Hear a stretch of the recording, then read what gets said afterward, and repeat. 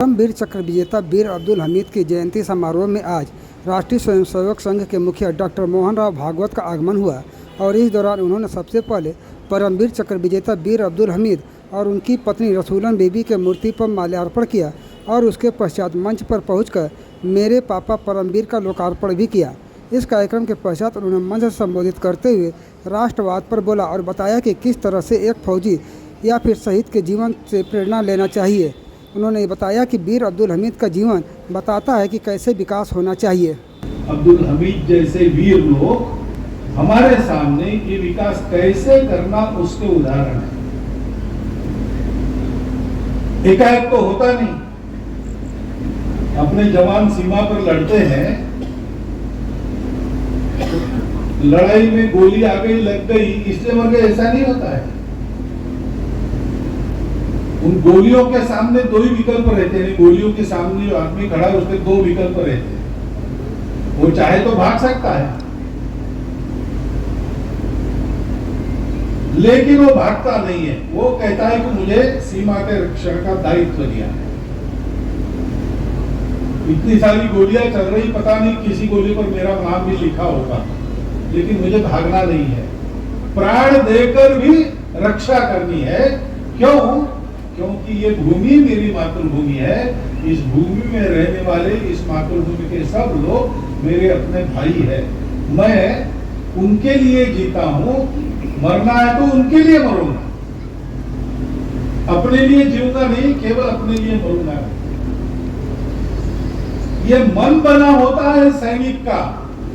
भारतीय सेना की ये बात है, अन्यत्र क्या है मुझे पता नहीं, लेकिन भारत की सेना के सैनिक अपने वेतन के लिए नहीं लड़ते, वो अपने देश के लिए। इसलिए उनका उदाहरण होता है हमारे सामने। प्राणों की परवाह किए बिना देश के लिए उन्होंने काम किया, देश के लिए जिए और देश के लिए बलिदान दिया।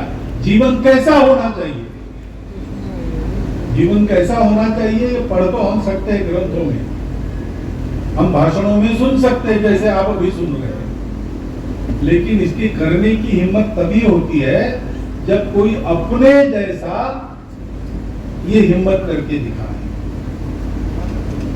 ये हमारे सारे वीर जवान अपने जैसे ही गांव से गए, ट्रेनिंग लिया है सेना में,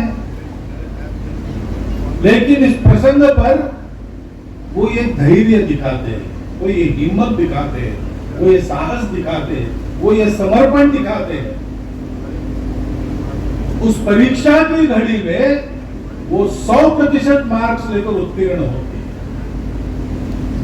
और इसलिए उनको उत्तम गति तो प्राप्त होती ही है, लेकिन वो हमारे लिए अनुकरणीय उदाहरण बनते हैं और हम इसीलिए उनका स्मरण करते हैं। दुनिया में इतने लोग जीते, अपने देश में भी इतने सारे लोग जीते, बड़े बड़े लोग भी हैं, लेकिन अपने बच्चों को हम सबकी कहानियां नहीं बताते। अपने बच्चों को हम उनकी कहानियां बताते हैं जिन्होंने देश के लिए, समाज के लिए कुछ भला काम करने में अपनी जिंदगी खपा दी और अगर प्रसंग आया तो मृत्यु का भी वर्ण किया। ये एक बात है, वो हमको जोड़ती है सबको।